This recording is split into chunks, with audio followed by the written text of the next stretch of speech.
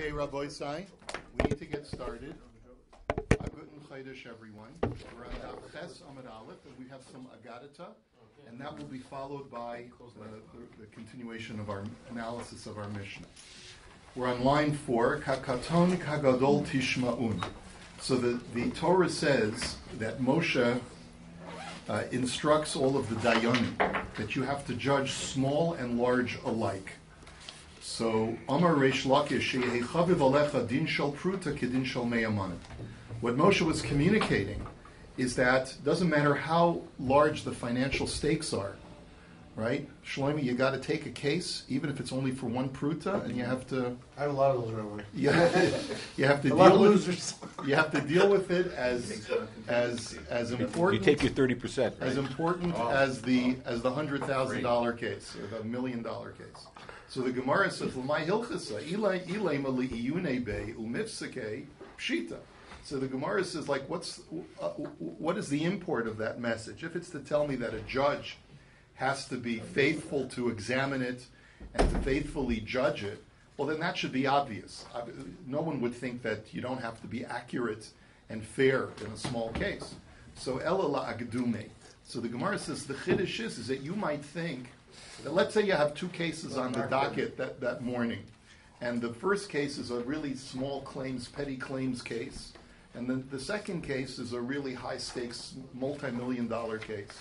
So don't think that you can put the second one first just because you feel it's more important. You have to give everyone his own prominence. Next, lo saguru mipnei ish ki hamishpat le'elokimhu. Moshe also exhorts the judges, do not be afraid of any man, because judgment ultimately belongs to God. So what does that pasuk mean? Amar Rabbi Chama b'Rabbi Chanina, Amar HaKadosh Baruch Hu, Lo dayan l'rishoim shenotlin mizeh mamon v'nostin lozeh shelo kedin, ela shematrichen osi lahachzir mamon leva'olav. That what Hashem was saying when he said that judgment belongs to the Lord, what he was saying is that it's bad enough that you judge improperly and you create perversion of justice by siding with the wrong party. But you also are matriach me, you burden me by forcing me, since God always has to make justice, you're going to force me to figure out a way to make sure that the party that's entitled to the judgment gets his money. So I'm going to have to figure that out. It's a burden on me as well as a perversion of justice. V'hadavar asher yikshem mikem, that Moshe says that, way back when we were first at Har Sinai, and my father-in-law, instructed me. It's interesting that in Sefer Dvarim he doesn't attribute it to his father-in-law, but the point is that he says that we set up a system that anything that was too difficult for the lower judges you would bring to me, and I would figure out the answer. So Amar Rabbi Chanina v'Itema Rabbi Yoshia al davar zen nenash Moshe shenemar vayakrev mishpan Moshe es mishpatan lifnei Hashem. That Moshe was punished because of the language he used. He said that anything that's too difficult for you, bring to me. So that's almost boastful that Moshe is sort of taking credit for being able to solve the bigger problems. And his punishment was that when he was presented with a dilemma by the daughters of Tzolafchat to know how to judge, he had to bring the question up to Hashem and he couldn't answer it himself. So Maskef lo Rav Nachman bar Yitzchak mi ksiv va'ashmi achem ushmatim ksiv. So Rav Nachman bar Yitzchak asked the question. It doesn't say that Moshe was taking credit for himself by saying that I'll tell you what the answer is. He said, if you have a difficult question that you can't answer, bring it to me, and then I'll hear what Hashem has to say. So what does that mean? Igamirna gamirna v'ilo azilna v'gamirna. What he was he wasn't taking credit for himself. He was saying, listen, if it's something that Hashem already taught me, I'll tell you what I know. And if it's not something that I had heard yet from Hashem, I'll go ask Hashem and he'll teach me. So why is that wrong? Why are you incriminating Moshe? It doesn't seem to have said anything incorrect. So Ela Kidatanya, Ru'uya Parshas Nachalo Shetikasav al Yidei Moshe Rabbeinu, Ela Shazachu Benos Tzilafchat V'nichtav al Yadan. Ru'uya Haisa Parshas Makoshe Shetikasav al Yidei Moshe Rabbeinu, Ela Shenitzchayev Makoshe V'nichtav al Yadan. So the answer is that really there are these two mitzvahs in the Torah that were written because of specific episodes, and in reality they could have just been given to Moshe as straight out commandments without having episodes that led up to the commandment ensuing. The first one was, or not the first one, but one of them was the daughters of Tzalafchad, where they come, and it was in their merit that that this law was able to I guess, come to the fore.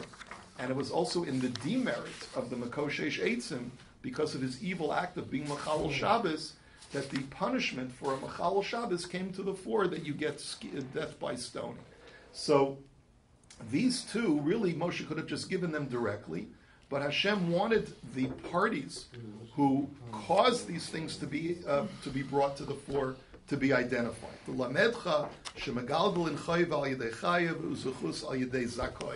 This is to teach you that this is the system that God has in the world, in many instances, not always, but in many instances, that God causes demerit to occur through an evil person, and he causes merit to occur through a meritorious person. Interesting, it comes from the same family too.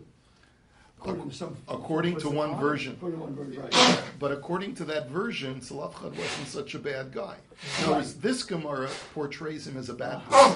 So we really don't know if this Gemara makes that association. But I understand. I'm surprised it didn't include Pesach Sheni, because I thought that would be the second one. Well, yeah, that's also. That's an interesting question. Why the Gemara doesn't include that? Very good point.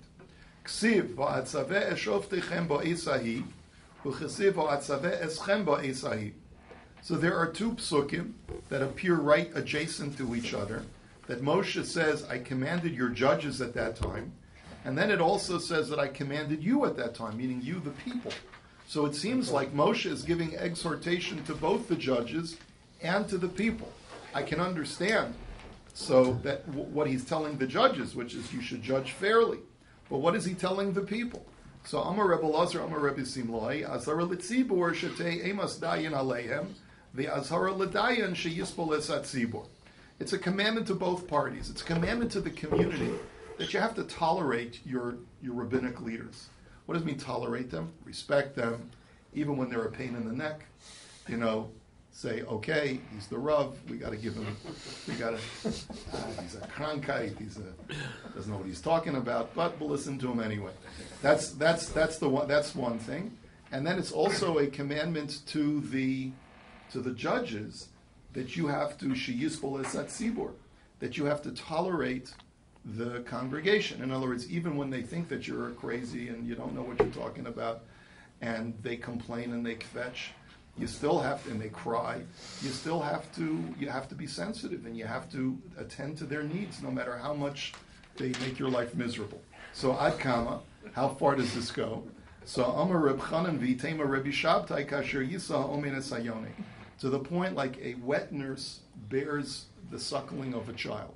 Yeah, you know what? The child cries, and he's never happy, no matter how much you try to give and give and give. You give from your own body, right? And the baby still cries, but nonetheless, that's your job. So that's what has to be done. Can you see it more on the positive light? The wet nurse by the nursing takes care of the crying. She takes care of the crying. Yeah, she. So I'm saying you're saying he scratches, nobody has to put up with it. What I'm saying is the opposite. Yeah. Okay. Good. I like your drasha too. Ksiv ki ata tavo, ksiv ki ata tavi. So we also have two psukim that seem to contradict each other in some way, because one pasuk says, and these psukim are also in the same parak. One pasuk says that Moshe calls to Yehoshua, and he says, "You're going to come into Eretz Yisrael with the people." And then a later pasuk says, "Ki ata tavi," that you're going to bring the people in. So one implies that he's traveling with the people, and the other one is that he's bringing the people in. So how do you reconcile the two? Amar Rabbi Yochanan, Amar lo Moshe liYehoshua, atava azakenim shebedor imayim. So Moshe basically says to Yehoshua, listen, Yehoshua, you got to work with the people. You and the elders, don't lord over them. Try to be as democratic as possible. Listen to the people and attend to them. But then later on in the pasuk, Amar lo HaKadosh Baruch Hu tul makel v'hachal kadam. Hashem says no. You do just the opposite. Says this is later on. It's Hashem speaking to Yehoshua. Hashem says to Yeshua, don't listen to Moshe. Moshe was much more kind and gentle. But I'm telling you, when you're the leader, you got to be the leader. Take a stick and hit them over the head if they don't listen to you. Is basically, yes, Mr. Whitty. You could read the pasuk as the people who he takes with him are the men who would fight with him. The people who he brings are the women and children after Eretz Yisrael is fit for settlement. Good. Okay, there's many ways to read it, but this is, always Chazal have a unique insight. Davar acher.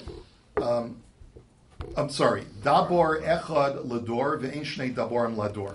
So I'm sorry. This is a continuation of what Hashem says to Yoshua. There can only be one leader for a generation, meaning that a leader has to be a leader. You can't work by democracy. You can't work by consensus. You have to lord over the people, otherwise it's not going to work. Next, Tana. We have a brayso that says Zimun b'shlosh. Now we're getting back to the halachic discussion. The law of Zimun requires three people. So the question is, what does this word Zimun mean? My Zimun. Ilem abirka Zimun v'hatanya Zimun abirka Zimun b'shlosh. It can't refer to the Rabbosai Nevarech before benching, because the brayso says that there are two different things. It says Zimun and birka Zimun require three.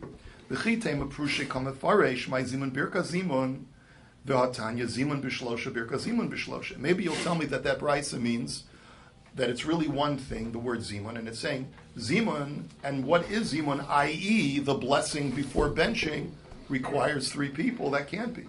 Because I have another brayso that says that Zimun needs three, and Birka Zimun needs three. So it's clearly referring to two different halachas. So Elamai Zimun Azmune Lidin. But rather, what does the word Zimun mean? It's true that when you want to bench, you want to make a Zimun, you need three people. But the word Zimun means sending a hazmana to someone to come to judgment. When you send a hazmana, a summons, it has to be represented as coming from all three dayanim.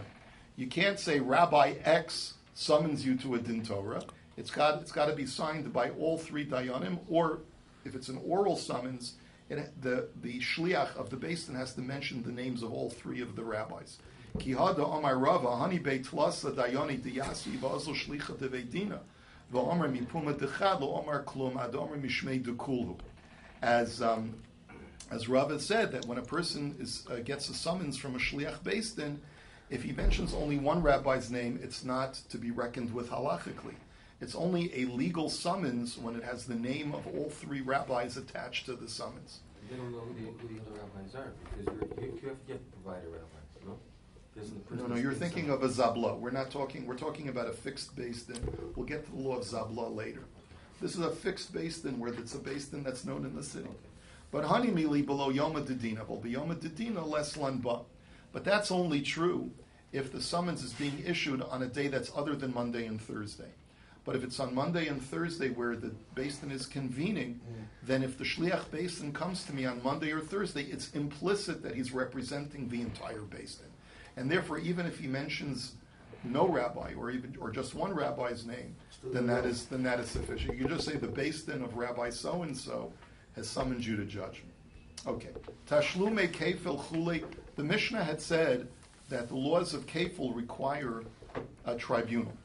Whenever we deal with penalty law, which means it's not only financial, but there's a penalty attached to the financial, where you pay above and beyond what you owe, that has to be with three judges. Shoshalach le Rav Nachman bar Rav Chisda le Rav Nachman bar Yaakov. Yilamdenu Rabbeinu dine kenosos bekam. So the question is, when it comes to judging laws of kenas, which is penalties, how many judges do you need? So my komi bayale ha'anantman b'shlosha. What kind of question? It's at the Feirish Mishnah. It says you need three. Eliyachid mumcha komi bayale de'ein dine kenas or da'in dine kenasos alone.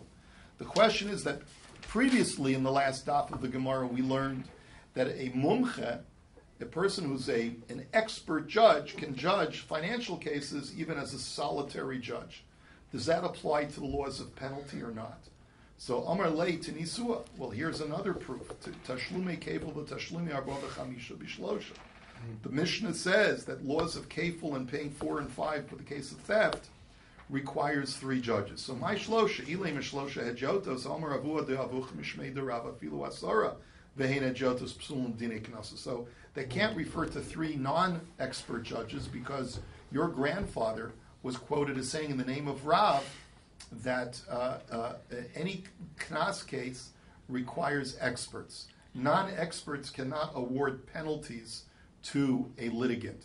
And so therefore, Ella mumchinu ka'amar shlosha. So really when our Mishnah says that it needs three, it's referring to three experts. And therefore we can adduce from here that when it comes to Dinei Knasos penalty law, even though the person is an expert, he cannot judge unless there's three judges. Next, v'chachamim omrim motzi shemra be'esrim shlosha. The chachamim say that if a man slanders his wife by saying that she was not a virgin, and he accuses her therefore of having been unfaithful during the erisin, and he wants to get out of paying her ksuva when he divorces her, that requires some machlokas between Rabbi Meir and the Chachamim. Rabbi Meir says you only need three judges, and the Chachamim say you need 23 judges. So v'chi yesh bo dinei nefashos my hobby. So what was the Chachamim's reasoning?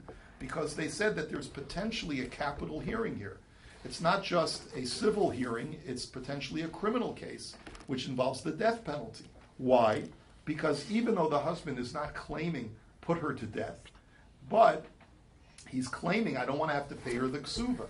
So it's only a civil case that could potentially lead to a capital case. But right now it's not a capital case, so why should you need 23 judges? It's a question on the Chacham. So Omar Ula b'choshishin la la'az kamiflagi. Rabbi Meir Sover in choshishin la la'az. V'Rabbanan Sabri choshishin la la'az. So Ula has a very interesting answer. He says that the issue is like this. Rabbi Meir says, you're right, it's a civil case, it's purely for money, so therefore it only requires three judges. But the Chachamim say, you're right, it's a civil case. But once people hear about the fact that this woman is being sued because she wasn't a virgin, that may cause the news to spread, and edim, who may have been witness to the fact that she committed adultery, will hear about it, will come to beit-din, and therefore, because this could lead to a capital case, it requires 23 judges. That's the argument of the Chachamim. Rabbi Amar Kuli Alma Lalaz Lo Chayshinan V'Hacha B'Choshin L'Chvodin Shal Rishonim Kamiflagi V'Hacha B'Mayaskinan Kagon De'ichnef Be'Yasun Utlasa L'Meidan Dinei Nefashos V'Ivder V'Amar Lahu Dayinu Li Miha Dinei Mamenes. So Rabbi has a different explanation. He says, no, in a regular civil case where the husband is only claiming that he doesn't want to pay for the ksuva, everyone, even the Chachamim, agree that you only need three judges. What's at hand over here is a different kind of case. The husband accuses the wife of not being a virgin, plus he claims that he has witnesses that she committed adultery during the erisin. And I can bring those witnesses so that they'd say, okay, this is now not just a financial case, this is a capital case. Tomorrow we're going to convene, and we're going to convene 23 judges to hear a capital case.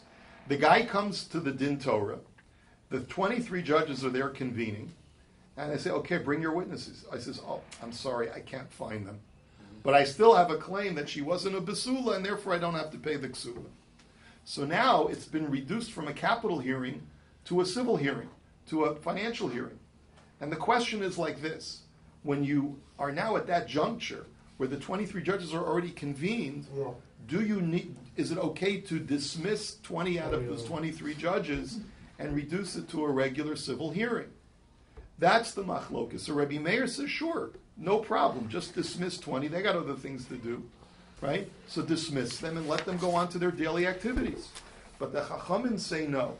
Out of kavod to these judges that invested their time here, you have to allow them, out of honor to them, you have to let them hear the case, even though now it's only a civil case. So Meis, Chachamim Omrim Tevau Mamon Bishlosha Tevau Nefashos Besum Ushlosha. Now we have a brisa that seems to be very consistent with Rabba's interpretation, but not at all consistent with the way Ula learned it. The brisa says that if the initial claim is money, then it needs 3 judges. But if the initial claim is criminal, then it needs 23. So, Bishlam al Rabba Tavo Maman Techila Bishlosha Tavo Nefashos Techila Fila Maman Besrim Bishlosha Elalu Kasha. So this makes sense according to Rabba. Rabba said that everyone agrees, even the Chachamim agree, that if the initial claim is only monetary, so then you only need 3 judges, and that's why the Brisa says According to the Chachamim, if the initial claim was monetary, 3 judges. If the initial claim was criminal, so it's 23 judges. But according to Ula says doesn't matter what the initial claim was, you always need 23 judges according to the Chachamim, because if the case is publicized, it may lead to witnesses coming to testify that she was adulterous. So how do you reconcile the brisa? So Omar Rava Aniva Arisha v'Chabura Targimna Umano Rav Chia Bar Abin Hacha b'Mayaskinan Shehevi Abal Edim Shezinsa Vehevi Ha'av Edim Vehizimum LaEdei HaBaal Baal Legabos Mamun Mibal Bishlosha Uvemakom Nefashos Be'esru Shlosha. So basically Rava says we can explain Ula. In other words, Ula is right.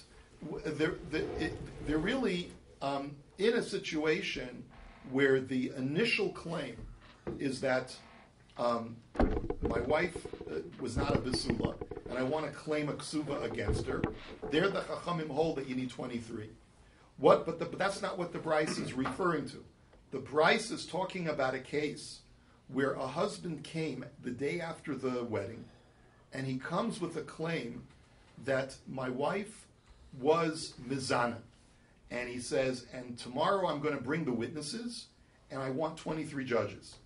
So they convene 23 judges.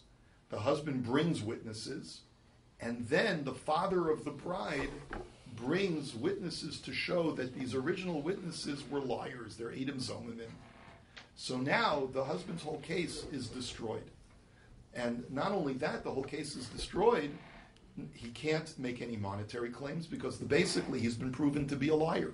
So the Torah says that he's got to pay the ksuba. He's never allowed to divorce this woman if she doesn't want to ever leave him.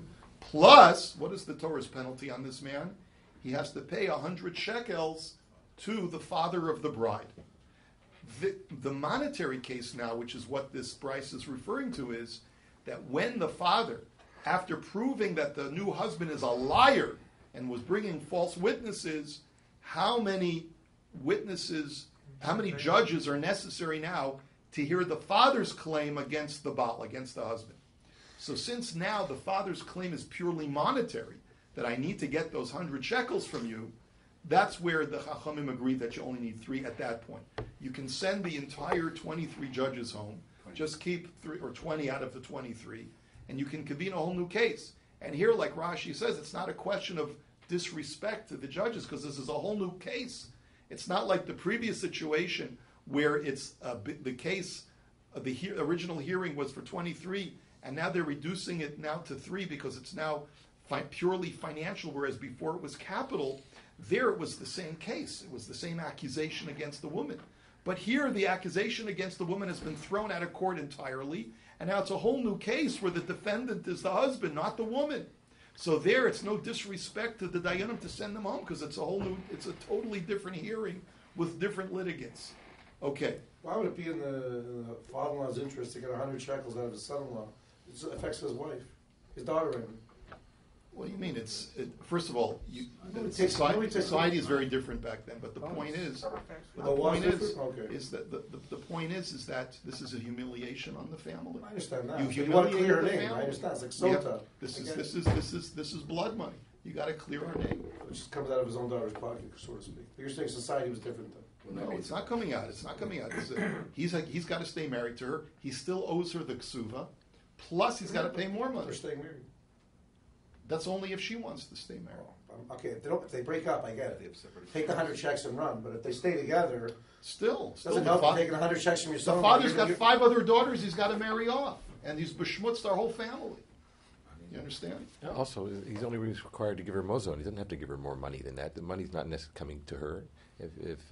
Anyways, his argument is saying that he's taking it from his daughter. He's saying that he's impoverishing the estate where she doesn't get the estate anyway. She only gets the mozon. She's entitled to share ksus. Yeah. He's got it. So Shlomi's point is that you're impoverishing the estate. Well, today's society is different. No one's going to take 100 shekels from their son-in-law if their daughter is married to the son-in-law. Right. Well, now I'm talking about now. I'm taking any time.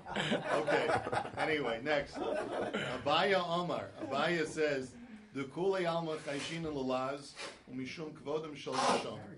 So Abaya says, I have another approach.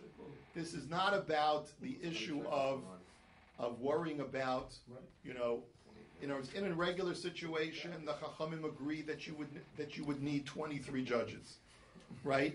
And that's, the Chachamim would always say you need to worry about, even Rabbi Meir, the way that Abai is saying, as far as what the machlokus between the two of them is, I have a totally different approach.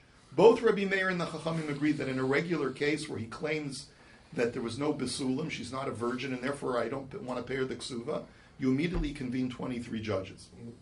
And everyone agrees that if the guy doesn't bring the witnesses, you would also keep the 23 judges there. That's not the issue that they're arguing about. We're talking about a case that the day after the wedding, the husband runs to a tribunal. He runs to 3 dayanim and he says, I have a claim against my wife that she was not a virgin, plus I have witnesses that are ready to testify that she was mizana, that she committed adultery. But when they gave her hasra, witnesses, in order to incriminate a criminal, they have to give hasra, they have to give forewarning. When they forewarned her, they only told her that if she has a fling with the adulterer, she will get the death penalty, but they didn't specify what kind of death penalty, whether it's by stoning, by sword, by burning. They didn't tell her what kind of death it is, and there's a machlokus as to whether that's adequate hasra'ah, that's adequate forewarning, for which a person can be convicted. And therefore, b'hai tanahu d'tanya, it goes like the following brisa. Ushar kol chayavi misa shebetorah emi misan osam ela be'eda ve'edim v'hasra'ah that when it comes to all other people who are being tried for criminal capital cases, they can only be put to death if there's 23 judges, if there are witnesses, if the witnesses forewarned the criminal, and that they informed him that he would get the death penalty. But Rabbi Yehuda Omer Achiyodu be'eza misahu nera. Rabbi Yehuda takes it one step further, and he says not only do they have to tell him that he's going to get the death penalty, they have to tell him or her that which death penalty it's going to be. So we're talking about a case as follows. The husband tells a tribunal, I have witnesses, but they did not give her hasra that she was going to get death penalty by stoning, let's say. They only gave her hasra that she was going to get the death penalty. So in that situation, Rabbi Meir says the guy is disqualified his witnesses from being able to put this woman to death. And therefore, it only needs 3 judges. Because he holds like Rabbi Yehuda. But the Chachamim hold like the Chachamim in that brisa, who say that no, as long as witnesses tell the person that you're going to get the death penalty, if you do this, that's adequate hasra for that person to be put to death. And therefore, once the tribunal hears that the guy's got witnesses, they have to gather another 20 judges to make 23 to hear a capital case. And that's the machlokas Rabbi Meir and the Chachamim. Rav Papa Amar Hacha B'isha Chavera Askina V'Komifilgi B'Plukta to Rabbi Yossi Bar Yehuda V'Rabbanan. The Tanya Rabbi Yossi Bar Yehuda Omer Chaver Ein Sarach Hasra'a Lefisha Lo Nitna Hasra'a El Alafrin Ben Shogeg Lemezid. Rav Papa has a similar answer. He says, you know what we're talking about over here and why there's a machlokas between Rabbi Meir and the Chachamim? Because we're talking about a woman who went to Beis Yaakov. She's an educated girl. She knows the law that if you commit adultery, you get the death penalty. And there's a machlokas as to whether hasra'ah is an integral component of protocol or whether it's only there to verify that the criminal is aware that what they're about to do is a criminal act or not. We don't say that, but it's not an integral component. So let me just explain. If you hold that the hasra is an integral component, and therefore without it you don't have the proper protocol in order to convict the criminal, that's what Reb Meir holds. And he says, the guy comes to the tribunal, he says, I have edim that she was mizana, but they never gave her hasra. Right. So according to Rabbi Meir, well then it's not a capital case, all you need is 3 dayanim. Right. But the Chachamim say, no, she's an educated young lady, and she knows the halacha, and therefore since hasra, according to them, is not an integral component of the protocol, as long as she knew that what she was doing, we can verify that she knew what she was doing was an isser, which carried the death penalty, we can put her to death even without Asra. She needs 23. And you need 23. But for men, we don't do that, Rabbi. What? Asra is required, even if the guy's the biggest Talmud Chacham on earth. It's a machlokas. That's the machlokas Tanaim. Yeah. Ravashi Omar Kagon da Asru Bei Malkus V'lo Asru Bei Ketala the Komiflagi Beplukta the Rabbi Shmuel V'Rabbanan Ditnan Makos B'Shlosha Mishum Rabbi Shmuel Amru Be'Esum Shlosha. Now we have another approach, which is Ravashi. He says the only time there's a machlokus between Rabbi Meir and the Chachamim is if the guy has witnesses, but the witnesses made an error. And instead of telling the woman that if she commits adultery, she's going to get the death penalty, they told her that if you commit adultery, you're going to get malchus. And there, the most of the penalty that she can get is malchus, because she was never forewarned that it was carried a death penalty. So the shaila is like this. Does that kind of court hearing require 3 judges or 23? The Chachamim say that when the stakes are only malchus, you only need a tribunal. But Rabbi Shmuel says that when the stakes are malchus, you also need a basin of 23. And that's the sheet of the Chacham. We'll hold it here for today. Have a wonderful day, Rabbi Chanan ben Akasha.